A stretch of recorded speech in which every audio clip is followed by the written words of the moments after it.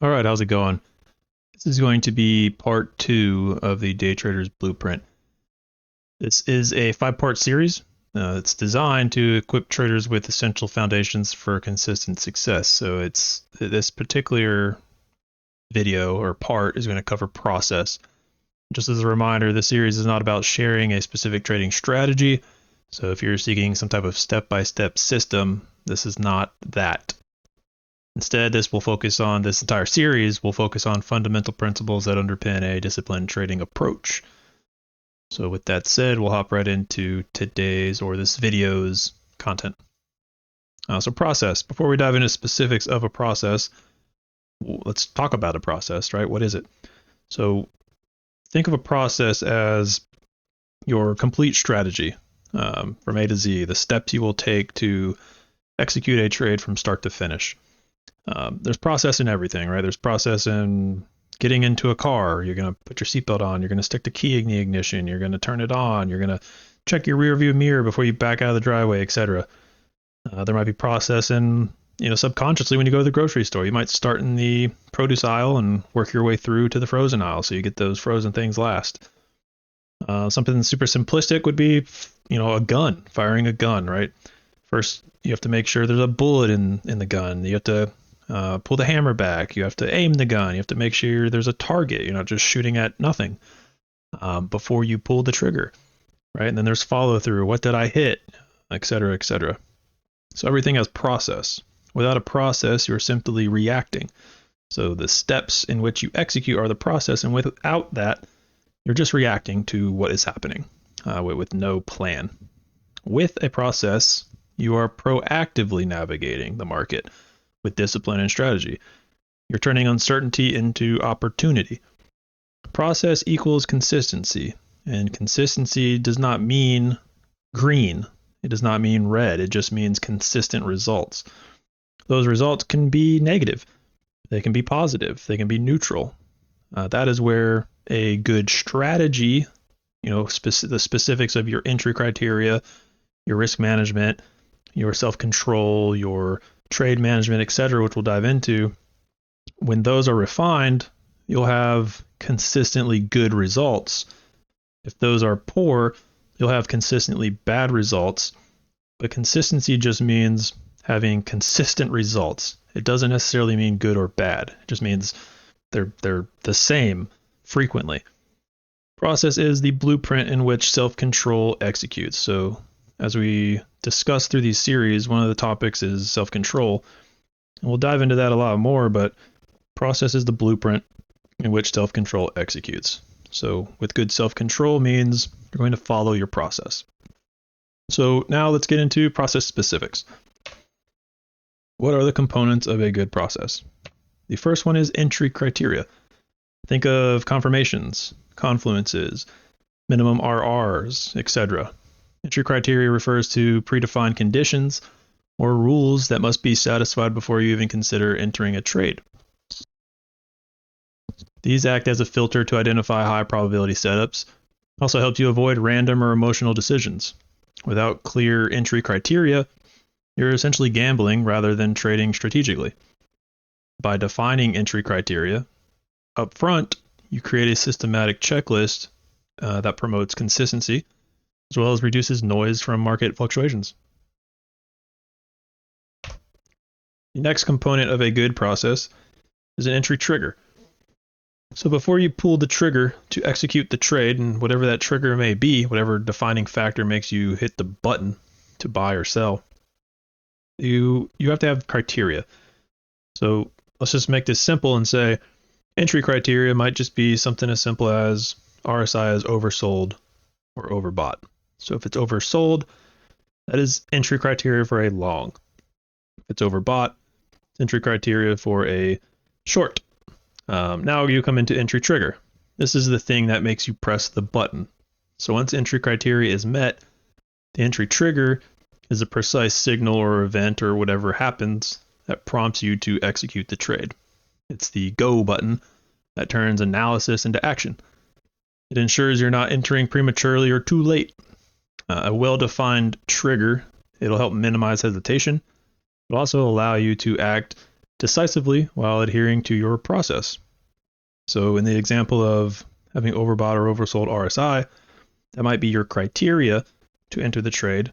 But what is going to make you enter the trade? What is the trigger? Well, just to keep it, again, simple, let's just think of an MA crossover, like a short period such as a 10 period, a 10 period, or a 10 length simple moving average crossing over a 20, right? So when that crossover happens bullish and the 10 crosses above the 20 and you're in a criteria of oversold RSI, and again, this is not providing a viable strategy. I have no idea if this strategy is good. This is just an example. So your entry criteria of oversold, and then you get the bullish cross on an MA.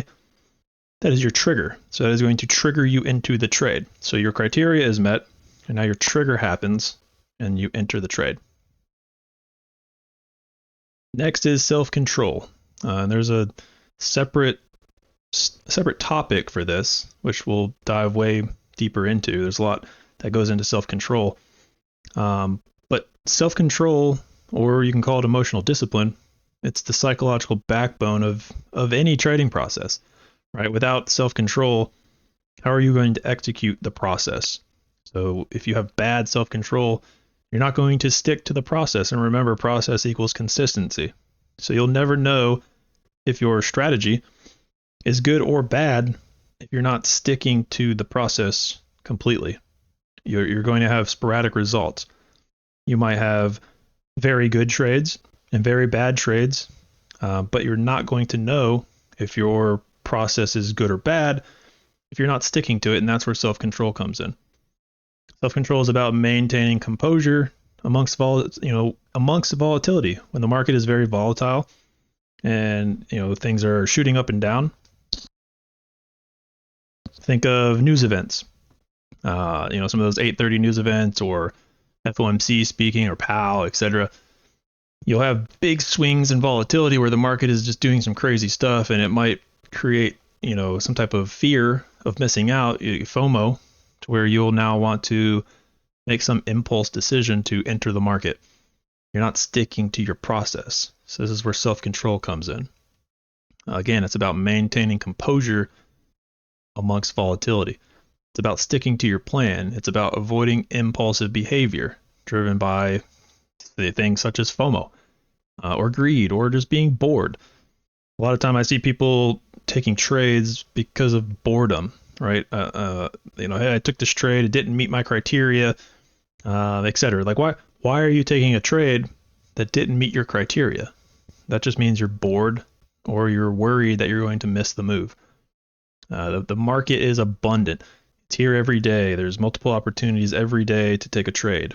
And if that particular day yields no opportunity, there's always tomorrow.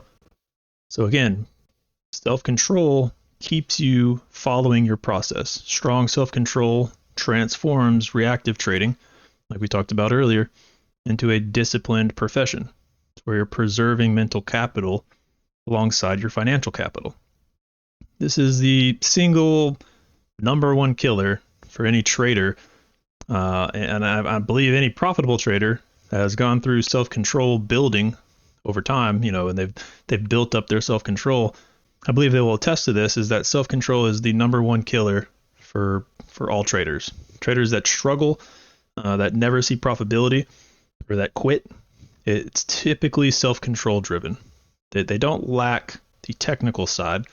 They might have good entry criteria and good entry triggers, because those, to be honest, those things are relatively simplistic. You can learn the technicals pretty easy.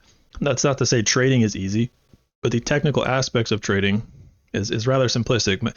Price moves from periods of oversold to overbought. It moves in price legs. It has pullbacks. It has continuations.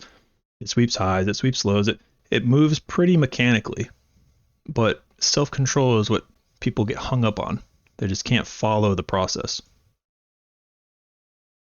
All right, after self-control gets into risk management. And risk management is going to be its own topic as well, which we'll discuss in future sessions. But risk management involves strategies to protect your trading capital from significant losses. So it's things you'll put in place that prevent you from taking substantial loss. Bad risk management would look like taking a trade, and then it starts to go against you and you start to average in or average down. Or maybe you just hold with hope, right? You're not managing the risk properly, and you end up with significant loss. That would be an example of poor risk management. So good risk management is just ensuring you can survive drawdowns, because everybody will go through drawdowns. Doesn't matter if your drawdown is a couple trades, a couple days of red, a couple weeks of red. Everybody's going to go through periods of drawdown. But good risk management is what's going to keep you floating long term.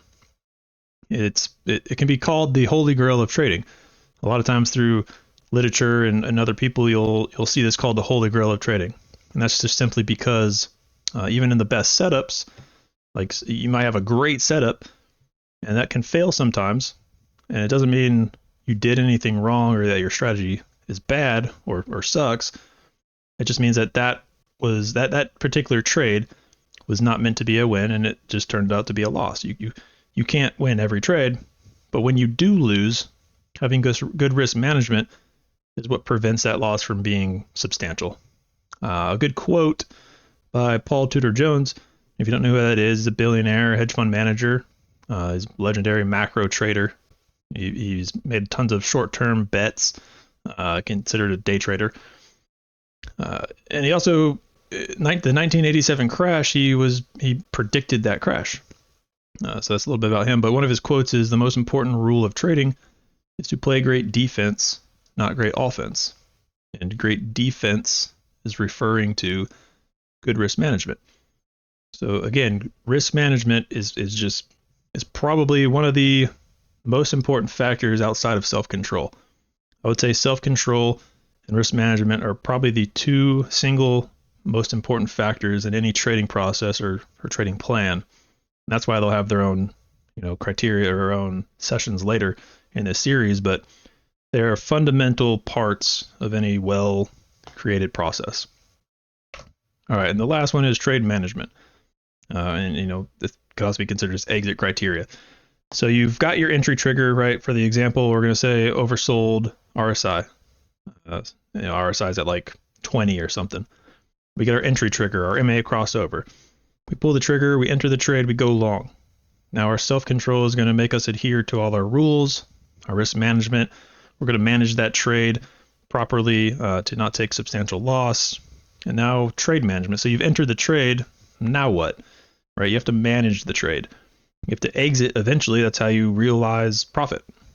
So these are going to be components such as targets, scales, stop losses, trailing stop losses, time constraints, etc. Right? So think of trade management as what you're going to do after you enter the trade. So these pieces, these components, should be the foundation and should be included in any strategy or process that you put together. Without these 5 components, your process is flawed, in my opinion. You need to know what conditions need to be present for you to consider a trade. You need to know what is going to be the trigger or triggers that make you enter the trade. You have to have good self-control to follow the process.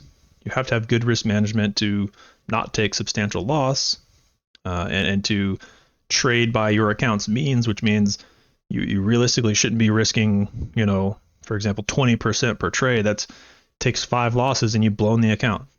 That's not smart risk management. So, and then trade management or exit criteria, that is what you do after you enter the trade.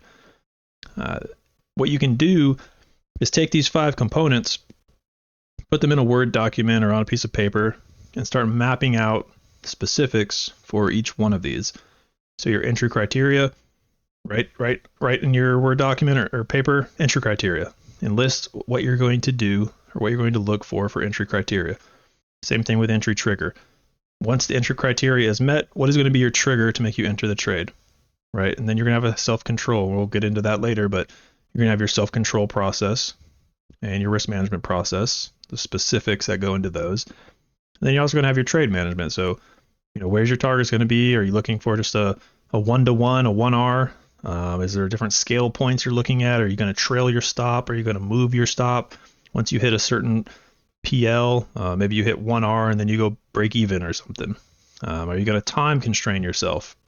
So if you're trading a specific scenario, for example, like an hourly sweep, where something I trade, where it sweeps a prior hour high or low, and you don't hit profit target before the hour is over, well, that's a time constraint. You might want to close the trade out. So it's just something like a time constraint where you might close the trade, red or green, within a certain amount of time because it's not moving the way you wanted it to move. These are all 5, I think, key components to any good process. And that covers process. Next, we'll get into self-control. So that'll be the part 3. And if you guys have any questions about process or anything you would like clarified based off of this content, just feel free to post it on my X. I'll post this video. You can ask questions under it, or you can ask questions on YouTube, wherever you want to ask questions. But I think those are the key fundamentals of any process. And what we'll do is at the end, the 5th topic is going to be strategy refinement. And we'll go through a little bit on how to refine a process. But before we get there, we'll talk about self-control and we'll talk about risk management. So that's it for now. If this video was helpful, if you have any questions or comments, just let me know. Take care.